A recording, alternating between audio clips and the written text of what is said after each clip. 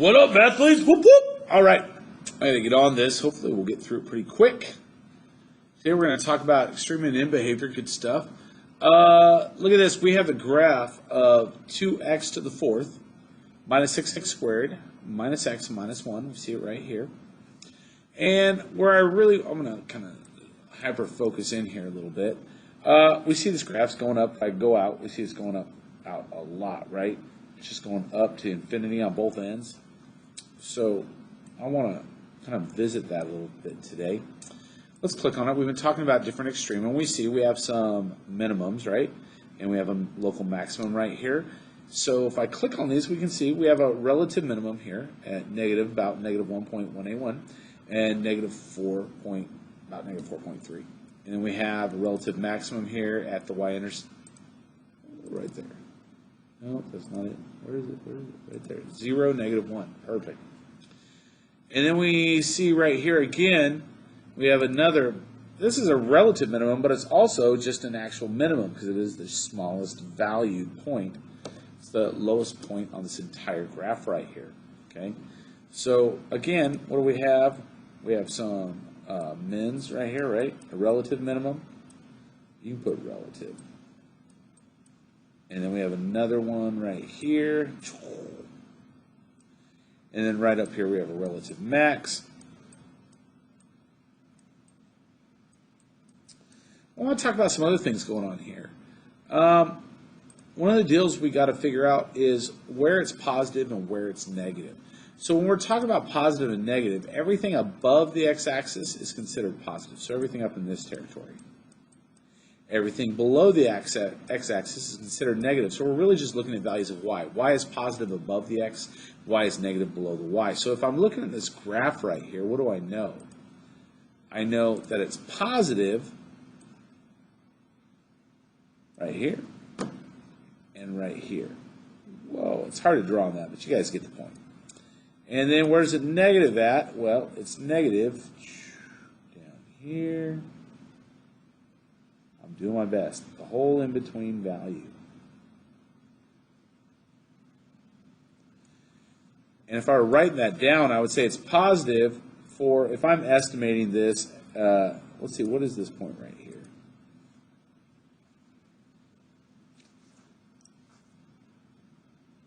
I think it's negative 1.2. So if I were to draw a nice little point right here, these points where it changes from positive to negative are x-intercepts. And this x-intercept is something like, I want to say it's like negative 1.7, I think, about negative 1.70, okay? That's the point right there. And over here, I think it's at positive 1.80, about, if we're rounding it to the nearest 10, okay? So we have our x-intercepts, right? And so if I was talking about where the graph is positive versus where it's negative, well, I would say it's positive for x is less than negative 1.7. And it's also positive for x is greater than 1.8. Does everybody see that? So when it's less over here than 1.7, it's positive up here. And when it's greater than that 1.8, it's positive going up here.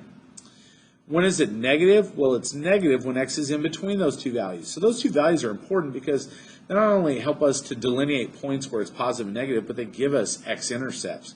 So I know that when x is less than 1.8, right, but greater than that negative 1.7. At that point, what do we have? We have it being negative, okay? Something else I want to look at on this graph, and we're just going to highlight over it. Does everybody notice how we have our valley points, which are our relative minimums, and we have our maximum point, which is our hilltop point, which is our relative maximum. But let's look at the relative minimum. We read a graph from left to right. So you always start at the left and go to the right. So if I'm looking from left to right, doesn't this graph just look like it is? I need to make that bigger. Can I make that bigger? Maybe more noticeable? I don't know. I guess I'll just use this. How about I use this? I'll use the green here. From left to right, if I look at this graph, I'm going down, down, down, down, down, down, down. I'm decreasing, right? So I'm decreasing. Green will be our decreasing. Until we get to, do I use blue? So it's always yellow. Until we get to the relative minimum. Then after the relative minimum, what am I doing? I'm increasing. Does everybody see that? Yellow will be my increasing color.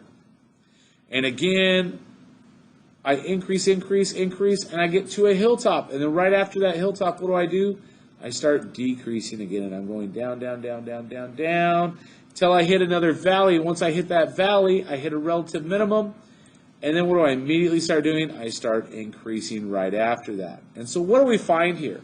We find that if I were to describe a point where I'm decreasing and then it turns to increasing, that's a relative minimum, right? Because it's like you're going down into a valley, you got to go down into it, and then you got to come up out of it, right? It's that decreasing, and then you'll increase. Whereas if I describe a point where I'm increasing, and then all of a sudden I'm decreasing, that's a hilltop. Okay, so lots of good stuff happening here. And then last but not least, we definitely want to take a look at our end behavior. And what's happening with our end behavior up here? Well, we see that as x is approaching positive infinity, right? So as it's going to the right, direction to the right, what is our y doing? It's going up. So in other words, our y is going to positive infinity. And what else is happening as our x is approaching negative infinity? What is our y doing? So as x is going left, what's our y doing? Well, it's also going up. So y is approaching. Remember that arrow means approaching. Positive infinity as well. So lots of good stuff going on there. Awesome, right? Now the trick is what happens when all I'm left with are these descriptions and I don't have a graph? What can I do with it? And that's what we're going to talk about today, really. So lots of good setup. Write this down. If you don't have it in your notes, draw this graph, draw these different points. Pause it if you need to. I'm moving on. Okay. So now we got to get to the note part of this. And I'm so sorry. There are some notes. So you're going to need to pause this and do it. It's probably going to take about 5 or so minutes. But I need you in your notes, by the way, which is 8.4. Please pause this. Excuse me, write down this table. Again, pause it right now. Write it down. All right, I'm assuming you paused it. We're moving on. Now write down the rest of these values that you couldn't see. Pause it. Awesome. I'm assuming you paused. We're good to go. Let's roll. That's a lot quicker than it happened in real time in class. So now we got to look at this awesome slide right here. So I'm going to make this a little bigger. That'll help. It says the y-intercept is at, I'm going to get my drawing stuff out here. Where'd it go? All right. It's one of those things, whatever you touch last is in front. And it says that our y-intercept, let me get a red. Let's do this in red. Is at 0, -70. So down here, -70 at this spot. Okay? And then it says it's a line, so it's linear. And it's positive for values of x such that x is less than -30. Remember when I told you whenever it gives you, so it's positive. So it says, basically, if we come out here to -30, it should be positive up here. It should be above if we go less than this. Well, notice that gives us our x-intercept. This is an x-intercept. These boundaries give you x-intercept. So that's -30, 0 is one of our points. And what does it take to make a line? 2 points. Now we've got 2 points to make a line. I'm going to try my best to draw it. It's going to be terrible. Go with it. Imagine that we're straight. Oh, that's rough. But imagine. Imagine all the people. All right, there we go. Okay. Now, let's see if it matches the rest of it. It says decreasing for all values of x. Well, we read it from left to right. This is going down from left to right. That is decreasing. It says as x approaches infinity, f of x approaches -infinity. So as we go right, the y is going down. That's true. As x approaches -infinity, f of x approaches infinity. Well, as x goes to the left, we see y goes up. That's also true. Boom. So we have this graph. And if I were to move through the slides, you would notice, what do we have there? We have this nice graph that looks just like the one we drew, except it's actually straight. Awesome possum. Hey, we're half done. We're getting there. We're getting some good stuff. It's actually going to move pretty quick after this. So if I'm looking at these graphs right here, I'm looking for a graph with a y-intercept of 0, 0. This one might work. That one doesn't work. It's dead to us. This has a 0, 0. Okay, and that one. Okay, now it says linear. They're all lines. Good. Positive for values of x such that x is greater than 0. So that means when x is greater than 0, it's positive. X is greater than 0. Oh, these are negative. This is dead to us. This one's positive. This one's positive. Those are good. And last, as x approaches infinity, f of x approaches positive infinity. As x approaches negative infinity, f of x approaches negative infinity. So let's look. As x approaches infinity, f of x is going to positive infinity. That's true. That's true for this also. And the opposite is also true. As x approaches negative infinity, f of x is going to negative. So these both are possible. Let's check it. Boom, we got it right. See how we're just matching graphs to the description. Pardon my nose, it's a little stuffy today. And then let's look at this one. Ooh, it's going to be a good one. We're going to do nonlinear. So look at this.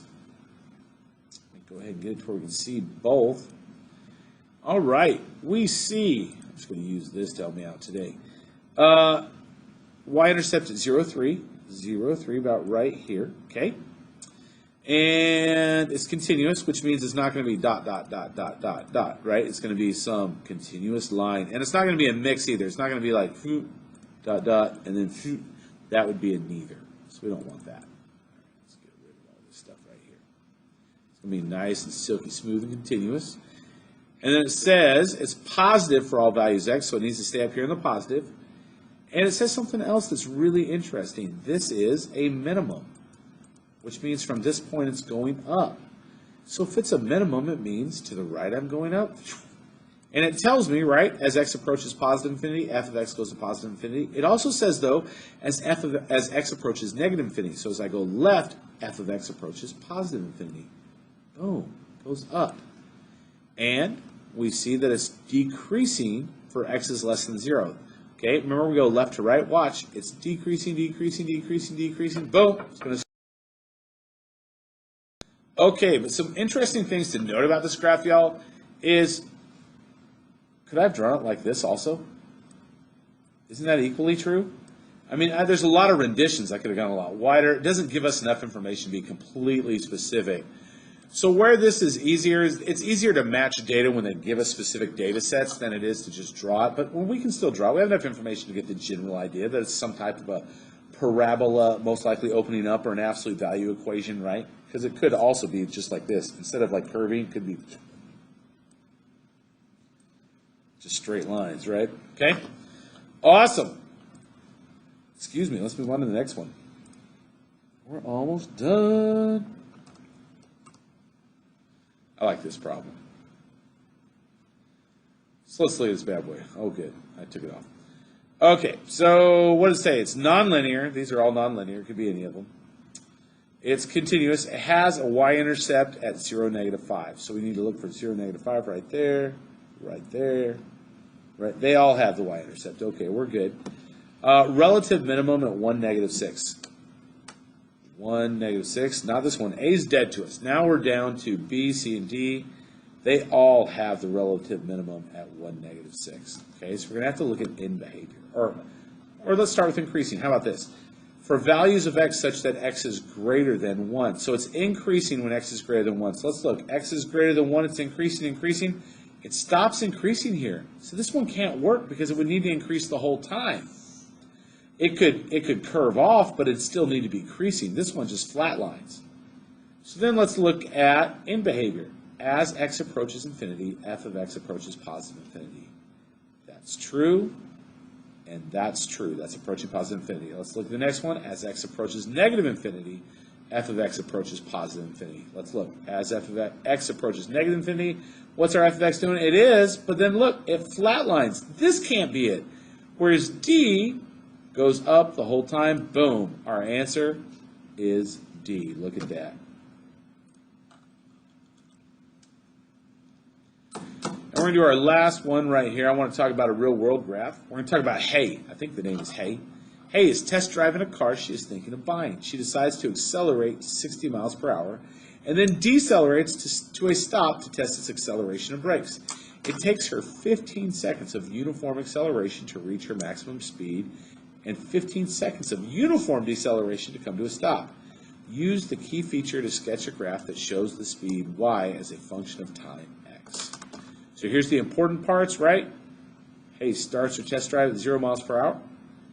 linear and nonlinear. The function in the model's situation is nonlinear, okay? It's a maximum speed of 60 miles per hour, which she reaches at 15 seconds. So, okay, we see our 1560 point.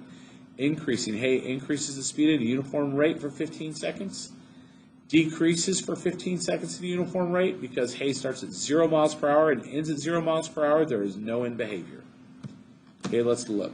So if I go along here, we see that we're starting out at 0, 0. We have to start at 0, 0 because you can't have negative. You can't have negative speed, right? Okay, and we know she's going to reach 60 at 15 seconds, and we know she's going to reach 0 at 30 seconds. Do you see how it works there? Boom. Here is our line. She's going up, up, up, up, up, up, up, down, down, down, down. Oh, perfect. Awesome. Let's go ahead and do one more. See if we can get this one. Nip it in the bag and call it good. Alicia jogs each morning before school. An app on her phone records her pace over the course of her 40-minute jog. Use the key features of the jog to determine her graph and model it. Alicia starts at starting pace is 0 miles per hour, so she starts out at 0, right? So boom, C's already dead to us, but then we have A, B, or D possible. Alicia's fastest pace is 6 miles per hour, and it occurs between the 20th, or from 20th to 35th minute of her jog. So we want to go all the way up to 6. This goes up to 6. This goes up to 6, but look at this one. It goes down between the 20th and the 35th minute. These two stay at a constant speed during that time. Boom, so now we're down to A or B. So let's look at decreasing. Alicia's pace is decreasing from 35 to 40 minutes. Both of these seem to be doing that. Okay? And Alicia starts jogging at 0 minutes and stops at 40 minutes. Notice that B stops at 40 minutes. A has the arrow which tells us it keeps going, but it also says it keeps going right here. That can't happen. It has to start and stop here. There is no end behavior. There should be no arrows. Answer is B. Final answer. Boosh, and we're right. All right, that's today's lesson. With that said, peace out.